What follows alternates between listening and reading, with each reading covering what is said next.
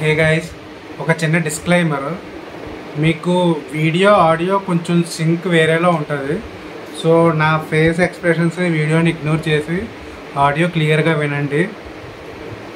చిన్న టాపిక్ అయినా మనకి స్కోర్ అయ్యే ఛాన్స్ ఉందన్నమాట, ఎంసీక్యూలో కానీ కేసీఎన్ఆర్యూలో కానీ. So all the best. Hey guys, so కస్టమ్స్లో చిన్న టాపిక్ ఉందో డిస్కస్ చేసుకుందాం ఈరోజు. ఈ టాపిక్ ఏంటంటే classification of imports and exports అనమాట. సో ఈ టాపిక్లో మనకి మేజర్గా ఉండేవి అసలు కస్టమ్స్లో షెడ్యూల్స్లో, కస్టమ్స్ టారిఫ్ యాక్ట్కి ఉన్న షెడ్యూల్స్లో ఏమేమి ఉంటాయి, ఆ షెడ్యూల్స్ని మనం ఎలా ఇంటర్ప్రిట్ చేయాలి, జనరల్ ఎక్స్ప్లెనేటరీ నోట్స్ ఒకటి, అండ్ రూల్స్ ఆఫ్ ఇంటర్ప్రిటేషన్ ఏంటి. ఈ చాప్టర్ మొత్తం అదేనమాట. చాలా చిన్న చాప్టర్, మీకు మ్యాక్సిమం 4 pages ఉంటుంది. అండ్ ఇది ఏంటంటే ఒకవేళ పొరపాటున ఎగ్జాంపుల్లో ఎంసీక్యూస్ కింద వస్తే ప్లస్ అవుతుంది, లేదంటే మనకి థియరీ క్వశ్చన్స్లో ఎప్పుడు ఈ చాప్టర్లో క్వశ్చన్ అయితే నేను చూడలేదు. సో ఇదన్నమాట ఈ చాప్టర్ బ్రీఫ్. సో దాన్ని బట్టి మీరు ప్లాన్ చేసుకోండి. చాలా చిన్న చాప్టర్ ఇది.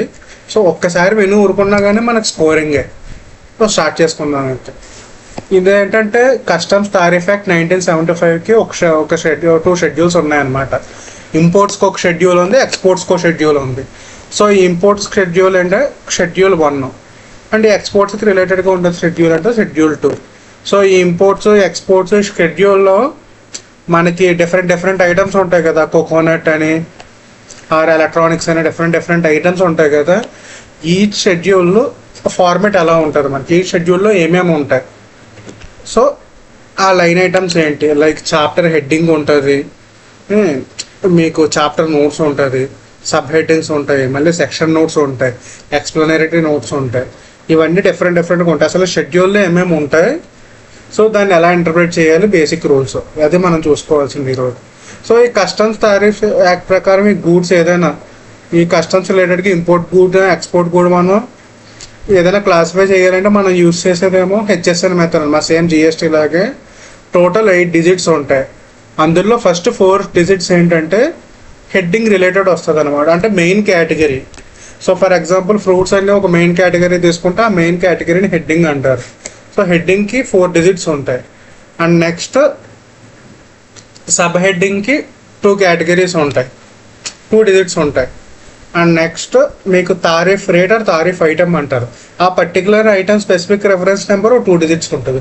టోటల్ ఇదంతా ఫామ్ చేస్తే 8 digits అవుతుంది అనమాట. మనం ఫాలో అయ్యే క్లాసిఫికేషన్ నెంబర్ అది ఇక్కడ. సో సేమ్ హెచ్ఎస్ఎన్లో ఏ మెథడ్ ఫాలో అవుతాం అదే మెథడ్ ఫాలో అయ్యి ఉంటుంది అనమాట అది. సో ఇప్పుడు రిమైనింగ్ పాయింట్స్ అన్నీ చూద్దాం ఒకసారి. ఓకే, ఇప్పుడు ఒకసారి మీకు స్క్రీన్లో కూడా చూపిస్తాను ఎక్స్ప్లెయిన్ చేయబోయేది.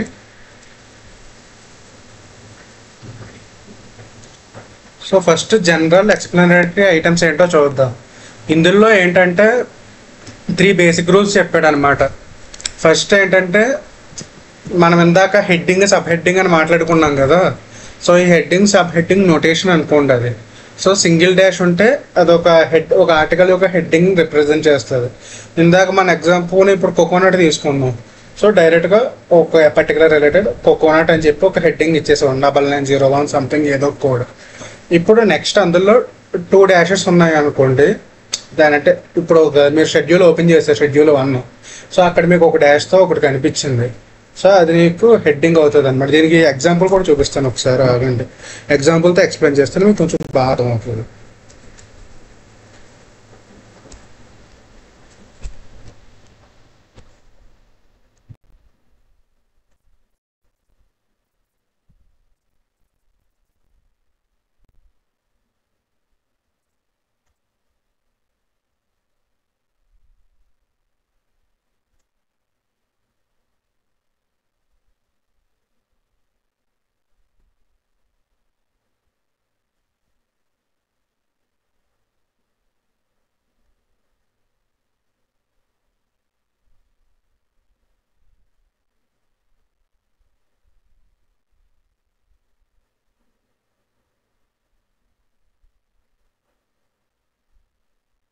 బై ద వే నేను ప్రిపేర్ చేసిన నోట్స్ అంతా డైరెక్ట్ బోర్డ్ బుక్లో నుంచి ప్రిపేర్ చేసిన నోట్స్ని. సో అన్ని పాయింట్స్ కవర్ అవుతాయి మీకు. ఓకే, ఇక్కడ ఈ ఎగ్జాంపుల్ చూద్దాం.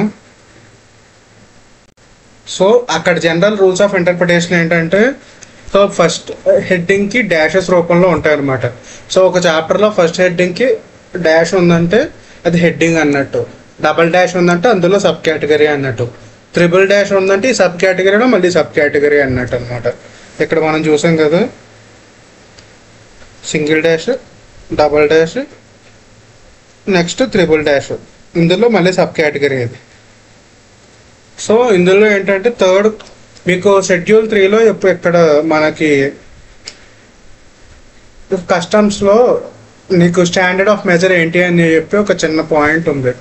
సో అదేంటంటే ఆ స్టాండర్డ్ ఆఫ్ మెజర్ పాయింట్ ఏంటంటే అది ఒక పర్టికులర్ పర్ యూనిట్ మీకు పర్ కేజీ అని కానీ క్యూబిక్ మీటర్ అని కానీ అక్కడ మీకు యూనిట్స్ మెన్షన్ చేస్తారు. ఇక్కడ ఏంటి, ఇక్కడ మనకి ఇచ్చిన quantity per KG quantity. So standard rate, preferential rate. So ఇందులో ఇక్కడ పర్సంటేజ్ ఉన్నది, అక్కడ మనం ఆ తారీఫ్ పర్టికులర్ తారీఫ్ అప్లై చేయాలని అర్థం. అది సెకండ్ పాయింట్. ఫస్ట్ పాయింట్ ఏంటంటే డాషెస్ని ఎలా ఇంటర్ప్రిట్ చేయాలి. సో ఫస్ట్ సింగిల్ డాష్ ఉంటే హెడ్డింగ్, డబల్ డాష్ ఉంటే అందులో సబ్ హెడ్డింగ్, ట్రిపుల్ డాష్ ఉంటే సబ్ హెడ్డింగ్లో చిన్న పాయింట్ లాంటిది. అండ్ పర్సంటేజ్ ఉన్నది అవన్నీ కూడా మనం తారీఫ్ రేట్స్ కింద తీసుకుంటాం. సో యూనిట్ ఆఫ్ మెజర్ అన్నది కేజీస్ ఉండొచ్చు, అదే క్యూబిక్ మీటర్స్ ఉండొచ్చు, అలా డిఫరెంట్ ఉండొచ్చు, గ్రామ్స్ ఉండొచ్చు, అది ఉండొచ్చు. సబ్జెక్టివ్ టు ద ఐటమ్ అనమాట. ఇక్కడ మనం కేజీస్లో తీసుకున్నాం. అండ్ నెక్స్ట్ ఇంకొక థర్డ్ పాయింట్ ఏంటంటే, సో ఒకవేళ ఇక్కడ చూడండి స్టాండర్డ్ డ్యూటీ ఉంది, ప్రిఫరెన్షియల్ రేట్ డ్యూటీ ఉంది. ఒకవేళ మీకు ఆ కాలంలో ప్రిఫరెన్షియల్ డ్యూటీ లేదనుకోండి ఒక పర్టికులర్ ఐటెంకి, ఆ కేసులో స్టాండర్డ్ డ్యూటీ అప్లై అవుతుంది అదనమాట. సో అది general rules of explanatory note అది. సో ఈ ఎక్స్ప్లెనేటరీ నోట్ చూసాం కాబట్టి నెక్స్ట్ రూల్స్ ఆఫ్ ఇంటర్ప్రిటేషన్ చూసుకుందాం. సో ఈ రూల్స్ ఆఫ్ ఇంటర్ప్రిటేషన్లో డిఫరెంట్ రూల్స్ ఉన్నాయి మనకి. సో టోటల్ ఓవరాల్గా 6 రూల్స్ అన్నట్టు, కానీ ఇందులో మేజర్గా ఉండేవి మనకి చాలా తక్కువ రూల్స్ అనమాట. సో ఫస్ట్ రూల్ ఒకటే కొంచెం డిఫరెంట్గా ఉంటుంది, రిమైనింగ్ రూల్స్ అన్నీ మన కస్టమ్స్ వాల్యుయేషన్ అప్పుడు ఇంటర్ప్రిటేషన్ చేస్తాం కదా, సేమ్ ఆ రూల్స్ సిమిలర్గానే ఉంటాయి. Okay. So first rule of interpretation ఏంటంటే, మీకు జనరల్గా ఒక షెడ్యూల్కి సెక్షన్ అంటే బ్రేకప్ ఏంటో చెప్తున్నా, షెడ్యూల్ ఎలా ఉంటుందని. Section, sub section are chapter. Section ఉంటే గ్రూప్ ఆఫ్ చాప్టర్స్ అనుకోండి, చాప్టర్ అండ్ సబ్ చాప్టర్స్, దాని తర్వాత హెడ్డింగ్, సబ్ హెడ్డింగ్. ఇందులో ఏంటంటే సెక్షన్, ఫస్ట్ రూల్ ఏంటంటే సెక్షన్ ఒకటి, చాప్టర్ నేమ్ ఒకటి, అంటే మీకు సబ్ చాప్టర్స్ అని చెప్పాను కదా, ఈ 3 కేటగిరీస్ని అంటే ఫర్ ఎగ్జాంపుల్ మన కన్వీనియన్స్ కోసం ఏదో ఒక గ్రూపింగ్ చేసామనుకోండి, ఆ గ్రూపింగ్కి లీగల్ మీనింగ్ ఇవ్వకుండా ఏదైతే మన పర్టికులర్ ఇందాక హెడ్డింగ్, సబ్ హెడ్డింగ్ అని అనుకున్నాం కదా క్లాసిఫికేషన్, అదే హెచ్ఎస్ఎన్ క్లాసిఫికేషన్ చూసినప్పుడు, సో ఆ హెడ్డింగ్, సబ్ హెడ్డింగ్కి మాత్రమే మెయిన్ ఇంటర్ప్రిటేషన్ మీనింగ్ ఇచ్చి, అంటే లీగల్గా ఆ వర్డ్స్ని మాత్రం ఇంటర్ప్రిట్ చేసి ఏ మీనింగ్ వస్తుంది అండ్ ఆ చాప్టర్ నోట్స్ ఏ మీనింగ్ ఇస్తుందో ఆ మీనింగ్ అదంతా కలిపి ఇంటర్ప్రిట్ చేసి అది తీసుకోవాలి. డైరెక్ట్గా హెడ్డింగ్ ఒకటి, సెక్షన్ ఒకటి, చాప్టర్ నేమ్ ఒకటి, హెడ్డింగ్ కాదు, చాప్టర్, సబ్ చాప్టర్, సెక్షన్స్, ఈ మూడాట్లకి మనం లీగల్ ఇంటర్ప్రిటేషన్లోకి ఇంక్లూడ్ చేయకూడదు అనమాట. ఇది ఫస్ట్ రూల్. సెకండ్ రూల్ చాలా ఈజీ యాక్చువల్గా. ఇప్పుడు ఏదైనా గూడ్స్ అవి ఉంటాయి కదా, ఇప్పుడు మొబైల్స్ అవి ఉన్నాయి, అందులో ఓన్లీ మీకు పైన డిస్ప్లేకి స్క్రీన్ గార్డ్ లాంటిది అలాంటి, అంటే నేను ఎగ్జాంపుల్ చెప్తున్నా. సో ఆర్టికల్లో ఏదైనా ఒక వస్తువు ఆల్మోస్ట్ కంప్లీట్ అయిపోయింది, జస్ట్ ఫైనల్ ఫినిషింగ్స్ ఇవ్వాలి, మైనర్ అడ్జస్ట్మెంట్స్ చిన్నవి. సో అలాంటివి చేయడం అలాంటివి పెండింగ్ ఉంటే దాన్ని అన్కంప్లీట్ ఆర్టికల్ అంటారు కదా. సో ఇలాంటి అన్కంప్లీట్ ఆర్టికల్ వచ్చినప్పుడు దాన్ని ఎలా క్లాసిఫై చేయాలంటే, సో ఒకవేళ ఈ ఆర్టికల్ ఏదైతే వస్తువు ఉందో ఆ వస్తువు కంప్లీట్ అయిన తర్వాత ఏ వస్తువు కింద మారుతుందో, అంటే ఫర్ ఎగ్జాంపుల్ కార్కి చిన్న అర్థాలు పెట్టడం లాంటివి, అలాంటి బాగా చిన్న మైనర్ వర్క్స్ లాంటివి ఏమైనా ఉంటే, సో ఆ మైనర్ వర్క్స్ చేసేసుకుంటే ఆ మైనర్ వర్క్స్ చేయకపోయినా యాక్చువల్గా మన కార్ అనే దాని ఎసెన్షియల్ క్యారెక్టర్ అంతా సేమే ఉంది. ఎసెన్షియల్ క్యారెక్టర్ అంతా సేమ్ ఉండమంటే మీకు అక్కడ మేజర్ ప్రాసెస్ ఏం జరగదు, జస్ట్ చిన్న పెయింటింగ్ వర్క్ అని అలాంటి ఏయో చిన్న వర్కులు చేసి పెండింగ్ ఉన్న వాటిని essentially having the same character అనే కేటగిరీలోకి వస్తాయి. సో అలాంటి గూడ్స్ ఒకవేళ ఏదైనా వచ్చినాయి అనుకోండి, ఆ గూడ్ అన్నది మీకు ఈ మెయిన్ గూడ్ ఏదైతే ఉందో, ఫైనల్గా ఫినిష్డ్ కార్ ఏదైతే ఉందో ఆ కార్ హెడ్డింగ్లోకి వస్తే ఇది కూడా అదే హెడ్డింగ్లో క్లాసిఫై అవుతుంది. ఇది ఒక పాయింట్. అండ్ నెక్స్ట్ పాయింట్ ఏంటంటే, అలా కాదు, సో ఇప్పుడు మొబైల్ రాలేదు, కాకపోతే మొబైల్కి సంబంధించిన పార్ట్స్ అన్నీ సపరేట్గా వచ్చేసింది. అంటే మొత్తం అవన్నీ యాడ్ చేస్తే జస్ట్ మొబైల్ అయిపోతుంది, యాడింగ్ ఒకటే పెండింగ్ అనమాట. డిస్అసెంబుల్డ్ పీస్ కింద వచ్చింది అది, నువ్వు జస్ట్ అసెంబుల్ చేసుకుంటే అయిపోతుంది. సో అలాంటిది కూడా ఎసెన్షియల్ క్యారెక్టర్ ఉన్నది కదా, మొత్తం దానికి కావాల్సిన ఐటమ్స్ అన్నీ మన దగ్గర ఉన్నాయి, జస్ట్ యాడ్ చేసుకుంటే అయిపోద్ది. కాబట్టి దీన్ని కూడా అదే కేటగిరీలో పెట్టచ్చు. ఇది సెకండ్ రూల్ అనమాట. థర్డ్ రూల్ ఏంటంటే ఇందులో డిఫరెంట్ ఉన్నాయి. ఈ థర్డ్ రూల్ అనేది ఎప్పుడు అప్లై అవుతుంది అంటే, నీకు ఒక పర్టికులర్ గూడ్ ఉంది, ఫర్ ఎగ్జాంపుల్ మీకు ఆల్మండ్స్ తీసుకుందాం. ఆల్మండ్స్ మనం డ్రై ఫ్రూట్స్ అంటాం, ఆర్ మళ్ళీ అది కాకుండా మళ్ళీ కస్టమ్స్లో సపరేట్గా ఫ్రూట్స్ హెడ్డింగ్ ఉంది. సో ఇది ఎందుకంటే నీ ఎగ్జాంపుల్ ఎందుకు చెప్పానంటే, మనకి డైరెక్ట్గా బోర్డ్ బుక్లో ఎగ్జామ్ ఉంది ఇల్లస్ట్రేషన్ 3 అని. సో అందులో క్లియర్గా ఉంటుంది అన్న. ఇప్పుడు 2 or more హెడ్డింగ్స్లోకి వస్తుంది అన్న డౌట్ ఉన్నప్పుడు ఈ రూల్ అప్లై అవుతుంది. ఏంటి రూల్ 3? ఇదేంటంటే ఈ 2 హెడ్డింగ్స్లో ఏ హెడ్డింగ్ అయితే మన బాగా నియరెస్ట్గా కరెక్ట్గా దీని క్యారెక్టరిస్టిక్స్ చెప్పగలుగుతుందో అదనమాట ఆ రూలు. అలా మనం ఆ హెడ్డింగ్ సెలెక్ట్ చేసుకోవాల్సి ఉంటుంది. ఫర్ ఎగ్జాంపుల్ ఇప్పుడు ఫ్రూట్స్ హెడ్డింగ్లో డ్రై ఫ్రూట్ని వేయాలంటే మనకు ఫ్రూట్స్ డెఫినేషన్ మీకు ఆ ఎగ్జాంపుల్ చెప్పించినప్పుడు చెప్తా. సో ఎగ్జాంపుల్తో క్లియర్గా అర్థమవుతుంది. And next first remaining rules చూసి ఆ ఎగ్జాంపుల్ చెప్పుకుందాం. ఓకే, సో థర్డ్ రూల్లో ఇంకో పాయింట్ ఉందన్నమాట, 3A 3B అనుకోండి. ఇక్కడ 3A ఏంటంటే ఇందాక మాట్లాడుకున్నాం కదా, 2 హెడ్డింగ్స్లో ఏ హెడ్డింగ్ దాన్ని క్లియర్గా చెప్పగలదో, అంటే దానికి రెలవెంట్ మీనింగ్ క్లియర్గా ఇవ్వగలదో ఆ హెడ్డింగ్కి మనం వాల్యూ ఇస్తాం అనమాట. ఆ హెడ్డింగ్ ప్రకారంగానే దాన్ని క్లాసిఫై చేస్తాం. అండ్ నెక్స్ట్ రూల్ ఏంటంటే, ఇప్పుడు ఈ 2 హెడ్డింగ్స్లో ఏ హెడ్డింగ్ దానికి ఎసెన్షియల్ క్యారెక్టర్ చెప్పగలిగింది కరెక్ట్గా.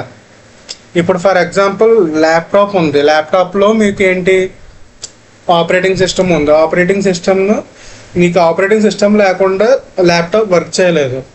సో ఇప్పుడు నువ్వేం చేస్తావు, ఆపరేటింగ్ సిస్టమ్ సపరేట్గా సాఫ్ట్వేర్ అని డిక్లేర్ చేసుకుని ల్యాప్టాప్ని సపరేట్ యూనిట్ కింద డిక్లేర్ చేస్తాం అనుకో, దాని ఎసెన్షియల్ క్యారెక్టర్ చెప్పినట్టు అవ్వదు కదా. సో ఎసెన్షియల్ క్యారెక్టర్ దానికి ఎప్పుడు వస్తుందో, ల్యాప్టాప్తో పాటు సాఫ్ట్వేర్ రెండింటిని కలిపి ఒకటే యూనిట్ కింద కన్సిడర్ చేసినప్పుడు మీకు ఆ ఎసెన్షియల్ క్యారెక్టరిస్టిక్ అన్నది క్లియర్గా తెలుస్తుంది కదా. ఇక్కడ ఆ కేసు వస్తుంది second example. And third principal ఏంటంటే లేటర్ ద బెటర్. ఇప్పుడు ఈ పై రెండాటిలోనే మనం క్లాసిఫై చేయలేకపోతున్నాం. అలాంటప్పుడు ఏం చేయాలంటే 2 హెడ్డింగ్స్కి ఈక్వల్ ఇంపార్టెన్స్ ఇచ్చి న్యూమరికల్ సిరీస్లో ఏ సిరీస్ హెడ్డింగ్ నెక్స్ట్ వస్తుందో ఆ సిరీస్ హెడ్డింగ్ మనం ఎగ్జాంపుల్లో తీసుకొచ్చాను. దీనికి ఒక కేసు కూడా జరిగింది మహేంద్రది. అదేంటంటే ఒక హెడ్డింగ్ ఏమో మీకు స్క్రీన్ మీద చూపిస్తాను. ఒక హెడ్డింగ్ ఏంటంటే motor cars for transport of persons అనమాట. మీకు ప్యాసెంజర్స్ అని తీసుకోవచ్చు. ఇక్కడ హెడ్డింగ్ నెంబర్ ఎంత ఉందో 8703 కదా ఫస్ట్ది. అండ్ నెక్స్ట్ ఏముందో 8704. న్యూమరికల్ ఆర్డర్లో సెకండ్ ట్రాన్స్పోర్ట్ ఆఫ్ గూడ్స్ వచ్చింది కాబట్టి మనం దాని కింద క్లాసిఫై చేస్తాం అనమాట, మనం ఇంపోర్ట్ చేసిన transport of vehicles. Okay, and next rule వచ్చి ఏంటంటే టేకిన్ రూల్. ఇదేంటంటే నీకు ఎగ్జాక్ట్గా రెప్లికా దొరకట్లేదు. అంటే ఫర్ ఎగ్జాంపుల్ మీకు ఫోన్స్ అయ్యి ఉన్నాయి, ఆండ్రాయిడ్ ఫోన్స్. అలాగని కంప్యూటర్స్కి ఒక కేటగిరీ ఉంది, మధ్యలో ట్యాబ్స్కి ఏ కేటగిరీ లేదనుకోండి. సో ఆ ట్యాబ్కి మొబైల్ క్యారెక్టరిస్టిక్స్ ఎక్కువ ఉన్నాయా, కంప్యూటర్ క్యారెక్టరిస్టిక్స్ ఎక్కువ ఉన్నాయి, ఇది ఎగ్జాంపుల్కే ఎక్కువ ఉన్నాయో చూసుకుని దేనికి దగ్గరలో ఉందో దానితో లింకప్ చేసి అది చూసుకోవాలన్నమాట. దానికి ఆ హెడ్డింగ్ కింద మీకు క్లాసిఫై అవుతుంది. ఫర్ ఎగ్జాంపుల్ మొబైల్స్కి ఒక సపరేట్ హెడ్డింగ్ ఉంది అండ్ ఎలక్ట్రానిక్స్కి ఒక సపరేట్ హెడ్డింగ్ ఉంది. ఈ 2 హెడ్డింగ్స్లో ఏ హెడ్డింగ్లో ఉన్న ఐటమ్కి ఇది అప్రాక్సిమేట్ మ్యాచ్. సో మ్యాక్సిమం అన్ని పాయింట్లు మ్యాచ్ అయిపోకలని కదా, ఓకే సిమిలర్ ఫీచర్స్ ఉన్నది దీని దగ్గరలో ఉందన్నప్పుడు అది తీసుకుంటాం.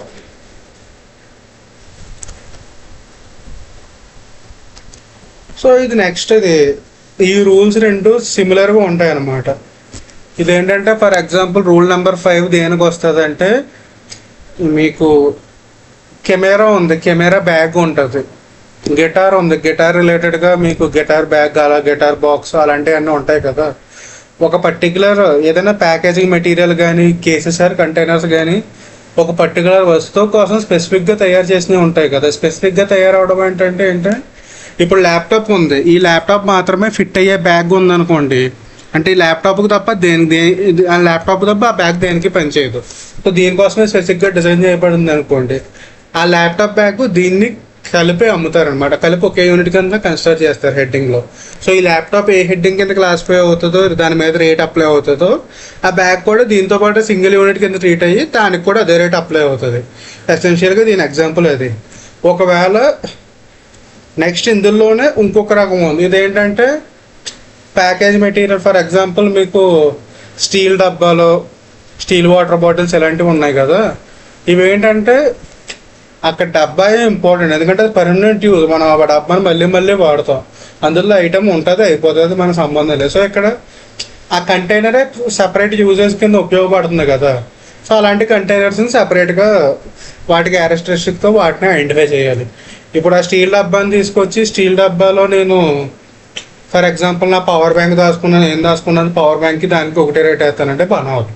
ఓకే, స్టీల్ డబ్బా రేట్, దీని రేట్. ఓకే, ఈ రూల్ 6 పెద్ద ఇంపార్టెంట్ కాదు, జస్ట్ నార్మల్గా పెట్టాను.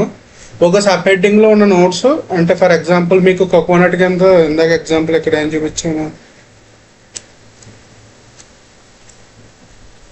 సో ఇక్కడ చూస్తే మీరు ఇక్కడ కోకోనట్కి ఏదైనా ఇక్కడ కోకోనట్ రిలేటెడ్గా సబ్ హెడ్డింగ్స్కి ఏదైనా అడిషనల్ మ్యాటర్ ఇచ్చారనుకోండి.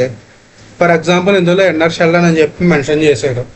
సో ఇది ఎన్నర్ షెల్ అని మెన్షన్ చేసింది పర్టికులర్గా ఏదైనా నోట్స్ మెన్షన్ చేశాడు అనుకోండి, ఆ నోట్స్ని ఫర్ ఎగ్జాంపుల్ ఇప్పుడు కోకోనట్స్ అలా ఉంది కదా అని చెప్పి యాపిల్స్ దానికి వేరే సపరేట్గా ఏమైనా ఉన్న ప్రొవిజన్స్ ఉన్నాయనుకో, ఆ రెండిట్లోనే అప్లై చేయలేము. ఇప్పుడు ఫ్రెష్కి సపరేట్గా కొన్ని నోట్స్ మెన్షన్ చేసాం, డ్రైడ్కి సపరేట్గా కొన్ని నోట్స్ మెన్షన్ చేసాం. సో ఈ ఫ్రెష్ అండ్ డ్రైడ్కి మధ్యలో ఉన్న నోట్స్ని కంపేర్ చేసుకోవచ్చు. కాకపోతే ఇప్పుడు కోకోనట్లో ఫ్రెష్ ఉన్న డెఫినేషన్ ఉన్న నోట్స్ని మ్యాంగోతో డెఫినేషన్ ఉన్న నోట్స్ని కలపకూడదు అనమాట. సో అది ఈ 6th రూల్ అన్న పాయింట్. 6th రూల్ అన్న పాయింట్ మనం మేజర్గా రాదు, ఆ పైనయే వస్తుంది. ఇంకొకటి ఇంపార్టెంట్ ఏంటంటే ప్రాజెక్ట్ ఇంపోర్ట్స్ అనమాట. సో ఈ ప్రాజెక్ట్ ఇంపోర్ట్ అంటే మీకు ఫర్ ఎగ్జాంపుల్ మీరు అక్కడెక్కడో కన్స్ట్రక్షన్లో కానీ లేదంటే సాఫ్ట్వేర్ డెవలప్మెంట్ కానీ అలాంటివి చేస్తున్నారు. ఇప్పుడు ప్లాంట్ ఏదో కన్స్ట్రక్షన్ చేస్తున్నారు అనుకోండి, దానికి కావాల్సిన మీకు ప్లాంట్ అండ్ ఎక్విప్మెంట్, మిషనరీ అవన్నీ కూడా సింగిల్ రేట్కి మీకు ఒకటే సింగిల్ ప్రాజెక్ట్ ఇంపోర్ట్ లాగా కన్సిడర్ చేసి ఒకటే యూనిట్ కింద ఒకటే రేట్ కింద ట్యాక్సిబుల్ చేస్తారనమాట. ఈవెన్తో అందులో ఈచ్ ఇండివిజువల్ ఐటమ్కి సెపరేట్ రేట్ అప్లికబుల్ అయిన నార్మల్ కేసెస్లో ఈ కేసులో ఈ హెడ్డింగ్లోకి వస్తుంది. మీకు ఇక్కడ మెన్షన్ చేశాను కదా 9801 అని. సో ఈ హెడ్డింగ్లోకి వస్తుంది.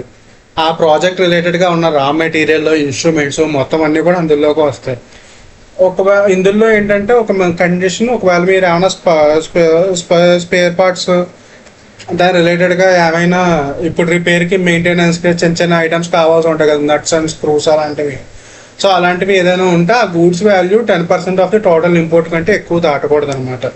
ఇది ప్రాజెక్ట్ ఇంపోర్ట్. ఈ ప్రాజెక్ట్ ఇంపోర్ట్ అంటే నథింగ్ బట్ డిఫరెంట్ ఐటమ్స్ మొత్తం ఒకటే పర్పస్ కోసం మనం యూజ్ చేసాం అనుకోండి, ఆ ప్రాజెక్ట్ మొత్తం సింగిల్ యూనిట్ కింద ట్రీట్ అయ్యే సింగిల్ రేట్ అప్లై అవుతుంది అనమాట. అండ్ ఇంకోటి ఏంటంటే ఆ మెయిన్ ప్రాజెక్ట్కి ఏదైనా స్పేస్ కానీ దాని రిలేటెడ్ రా మెటీరియల్స్ కానీ అలాంటి గూడ్స్ ఏమైనా మనం ఇంపోర్ట్ చేసుకుని ఉంటే అది టోటల్ ప్రాజెక్ట్ కాస్ట్లో 10% మించి దాటకూడదు. ఈ పాయింట్ ఉంది ఇక్కడ. Next significant case laws. ఈ సిగ్నిఫికెంట్ కేస్ లాస్లో మనకి కొంచెం ఇంట్రెస్టింగ్ ఉండేది ఏంటంటే హెచ్పీతో. ఇందాక నేను చెప్పిన ల్యాప్టాప్ ఓఎస్ ఎగ్జాంపుల్ హెచ్పీతో జరిగిన కేసే. ఈ హెచ్పీతో ఏమైందంటే హెచ్పీ వాళ్ళు సాఫ్ట్వేర్, ఇందులో ఓఎస్ ఉంటుంది కదా ల్యాప్టాప్లో, ఆ ఓఎస్ని సపరేట్గా సాఫ్ట్వేర్ అని డిక్లేర్ చేశారు, ల్యాప్టాప్ని సపరేట్గా ల్యాప్టాప్ అని డిక్లేర్ చేశారు.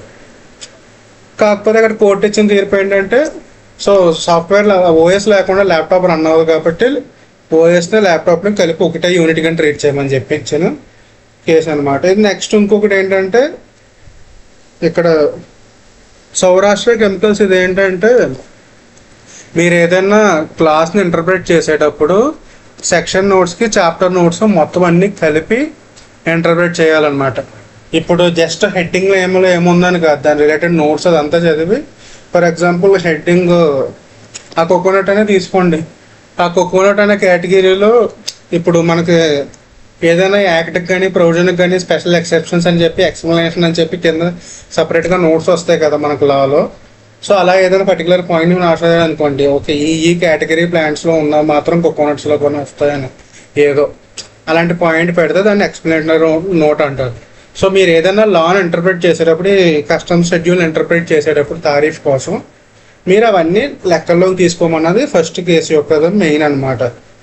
అండ్ నెక్స్ట్ ఇంకోటి ఏంటంటే, ఏదైనా ఒక పర్టికులర్ కస్టమ్స్ నోటిఫికేషన్లో మీకు ఒక తారీఫ్ హెడ్ మెన్షన్ చేశారనుకోండి, మీకు ఫర్ ఎగ్జాంపుల్ ప్రాజెక్ట్ ఇంపోర్ట్స్ తీసుకోండి, ఆ హెడ్ మెన్షన్ చేస్తే ఆ నోటిఫికేషన్ మీరు చదివేటప్పుడు కూడా ఇప్పుడు మనం పైన అప్లై చేసిన రూల్స్ ఆఫ్ ఇంటర్ప్రిటేషన్ ఏదైతే ఉందో ఆ రూల్స్ ఆఫ్ ఇంటర్ప్రిటేషన్ బేస్ మీద మీరు దానికి అప్లై చేయాలన్నమాట. ఇది ఇంకొక పాయింట్. ఈ రూల్స్ ఆఫ్ ఇంటర్ప్రిటేషన్ అన్నది సీక్వెన్షియల్ ఆర్డర్లోనే రావాలి. 1 2 3 4 5 6. సో ఫస్ట్ రూల్ అప్లై అవ్వకపోతే సెకండ్ రూల్కి వస్తాం, సెకండ్ రూల్ అప్లై అవ్వకపోతే థర్డ్ రూల్కి వస్తాం, థర్డ్ అప్లై అవ్వకపోతే ఫోర్త్కి వస్తాం. ఇలా కాకుండా డైరెక్ట్గా 4 5 నాకు నచ్చినట్టు చేసుకుంటుంటే పని అవ్వదు అనమాట. అది కొంచెం గుడ్. సో ఇప్పుడు ఆ ఇల్లుస్ట్రేషన్ 3 అన్నాను కదా, అది చూసేసి క్లోజ్ చేసుకున్నాం. ఓకే,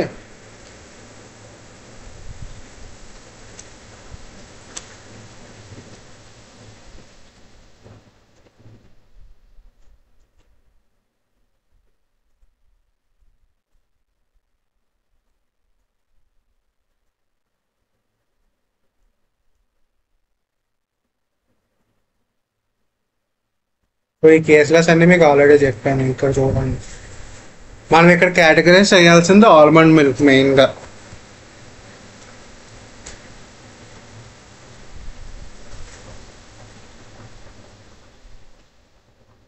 ఇక్కడ ఏంటంటే డిఫరెంట్ కేటగిరీస్ ఉన్నాయి.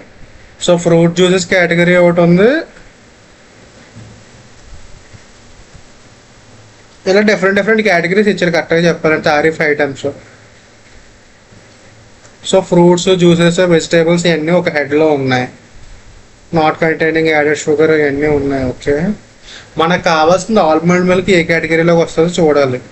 క్రాన్బెర్రీ జ్యూస్ సెపరేట్గా మెన్షన్ చేశారు, mango, others mixture of juices అని పెట్టారు. Okay, so beverages, spirits, wine and vinegar ఇందులోకి వస్తుంది. వాటర్స్ అండ్ ఇంక్లూడింగ్ మినరల్స్ ఈ ఐటెంలోకి రాదు. 2 హెడ్డింగ్స్ ఉన్నాయి.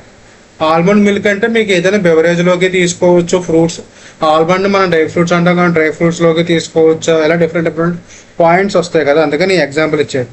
ఇక్కడ చూస్తే మనకి బెవరేజెస్, స్పిరిట్స్ అండ్ వెనిగర్లో ఇక్కడ సోయా మిల్క్ డ్రింక్స్ అని ఇచ్చారు చూసావా.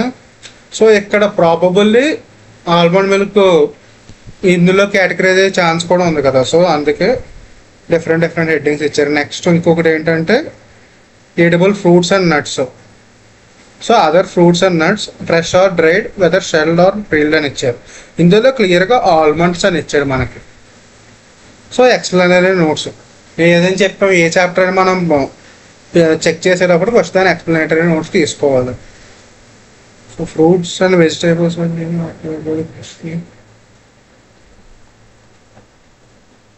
సో జ్యూసెస్ కేటగిరీలోకి వచ్చేవన్నీ ఒక ఫ్రూట్స్ని బాగా ప్రెస్ చేసి క్రష్ చేసి వచ్చిన వస్తే అందులో జ్యూస్ వస్తుంది. వాటికి ఫ్రూట్స్ అండ్ వెజిటేబుల్ జ్యూసెస్ కేటగిరీలోకి తీసుకోవాలి.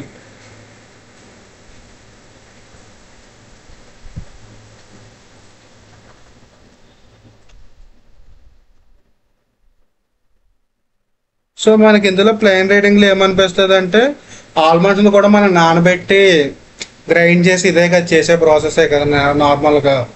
కాకపోతే దానివల్ల ఏమనిపిస్తుంది, ఓకే మనకి ఈ ఫ్రూట్స్ కేటగిరీలోకి పెట్టేచ్చు కదా అనిపిస్తుంది. మనం ఈవెన్తో నార్మల్గా ఆల్మండ్ డ్రై ఫ్రూట్ అన్న యాక్చువల్గా వీళ్ళు ఇచ్చిన క్లాసిఫికేషన్ ప్రకారంగా నట్ అన్నారు. సో నట్ అన్నారు కాబట్టి అది ఫ్రూట్ కేటగిరీలోకి వచ్చే ఛాన్స్ లేదు. సో మనం దాన్ని చాప్టర్ 20 కింద వచ్చే ఛాన్సే లేదన్నమాట. చాప్టర్ 20 మొత్తం ఫ్రూట్స్ రిలేటెడ్గా ఉంది కాబట్టి దాని కన్క్లూషన్ అది.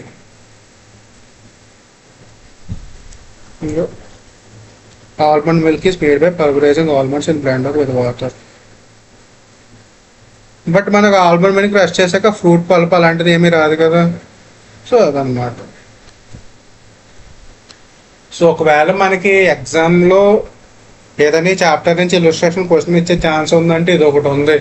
ఒకవేళ ఏదైనా మనకి ఎంసీక్యూస్లో కేస్ సినారియోస్ ఇస్తారు కదా, ఆ కేసులో వచ్చే ఛాన్స్ అయితే ఇది ఒకటే ఉంది. ఓకే. ఐ హోప్ మీకు ఈ చాప్టర్లో క్వశ్చన్స్ కూడా కవర్ చేశానని అనుకుంటున్నాను. ఇందులో మేజర్ ఇంపార్టెన్స్ ఆఫ్ క్వశ్చన్ అయితే అది ఒకటే ఉందన్నమాట, అందుకని అది చెప్పాను. ఒకసారి మీకు బ్రీఫ్గా అన్నీ చెక్ చేసుకోండి. మెటీరియల్ నేను డిస్క్రిప్షన్లో పెడతాను. డిస్క్రిప్షన్లో పిన్ కామెంట్లో ఉంటుంది. డిస్క్రిప్షన్లో పెట్టే ఆప్షన్ ఇంకా ఇవ్వలేదు, సో పిన్ కామెంట్లో పెడతాను. Okay, I hope. అండ్ దీంతో పాటు ఇప్పుడు మీకు ఇంకా ఆల్మోస్ట్ 3 to 4 వీడియోస్ వస్తాయి. మేబీ ఈ రోజు ఆర్ రేపు అన్న తెలియదు, వస్తాయి 4 వీడియోస్ వస్తాయి మీకు. అది డిటీలో టాపిక్స్ అయినా అవ్వచ్చు, జిఎస్టీలో అయినా అవ్వచ్చు మీకు మ్యాక్సిమం. సో నేను వీలైనంత త్వరగా థియరీ చాప్టర్స్ అవగొట్టేసి ప్రాబ్లమేటిక్లో స్టార్ట్ చేసేసాను. ఎందుకంటే ఆల్మోస్ట్ ఏప్రిల్ వచ్చేసింది కదా. ఈ 3-4 డేస్లోనే మీకు ప్రాక్టికల్స్లో మనం స్టార్ట్ అయిపోతాం.